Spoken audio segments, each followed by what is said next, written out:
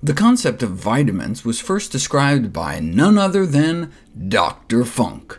In his landmark paper in 1912, the concept that there were complex compounds that our body couldn't make from scratch, and so had to get from our diet. By the mid-20th century, all of the vitamins had been discovered and isolated, but it wasn't until the 60s that we realized that certain fats were essential too. In 1929, the necessity for fat was definitively settled in the diet of the rat.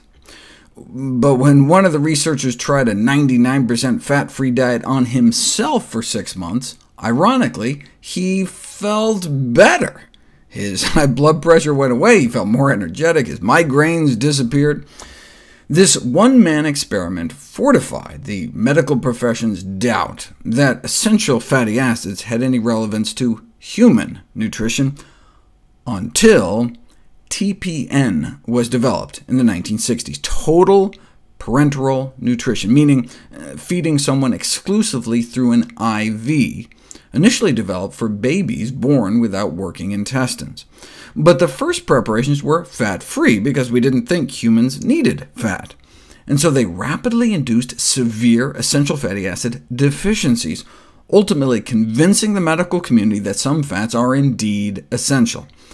They started out using safflower oil, but as they discovered in a young girl they were giving it to after an abdominal gunshot wound, we don't just need fat, but specific fats like omega-3s, and so when they switched to soybean oil, instead she was restored to normal.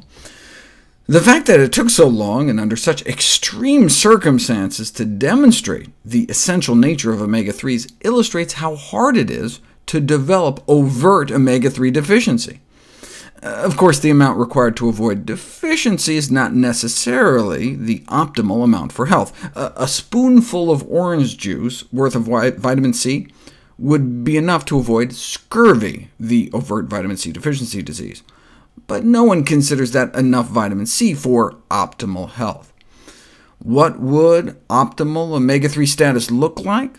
Well, doubt has been cast on their role in heart health, which appears to be based on a faulty premise in the first place, and so taking extra omega-3s for our heart might not make any sense. But what about for our baby's brain? Extra DHA may not help pregnant or breastfeeding fish eaters, but those who want to avoid the contaminants in fish can take supplements of pollutant-free algae oil to get the best of both worlds for their babies. But what about adults? No apparent psychological or neurological benefit of DHA supplementation for the general public, but what about in those who don't eat fish? Take the famous alpha-omega trial.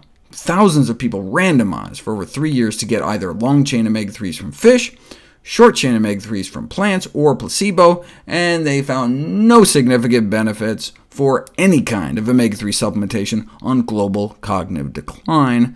But most were eating fish, already getting preformed DHA in their diet, and so general population studies like this that found no benefit can't fully inform us about the role of DHA in brain health, any more than giving half of these people oranges, finding no difference in scurvy rates, 0 in both groups, and concluding that vitamin C plays no role in scurvy.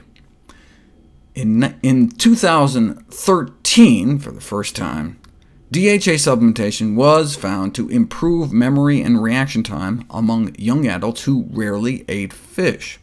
Previous randomized controlled trials failed to find such a benefit among 18 to 45-year-olds, but they all only lasted a few months at most, whereas the 2013 study lasted 6 months. So if all the studies either showed no effect or a positive effect, one might give it a try. But in one of those shorter trials, DHA supplementation didn't just fail to show benefit, it appeared to make things worse. After 50 days, those who consumed the DHA had worse memory than those taking the placebo. So out of the 6 randomized controlled trials, 4 showed nothing, 1 showed a benefit, 1 showed a harm. So if it was just about boosting brain function in the short term, I'd err on the side of caution and spend my money elsewhere. But what about preserving brain function over the long run? I'll address that next.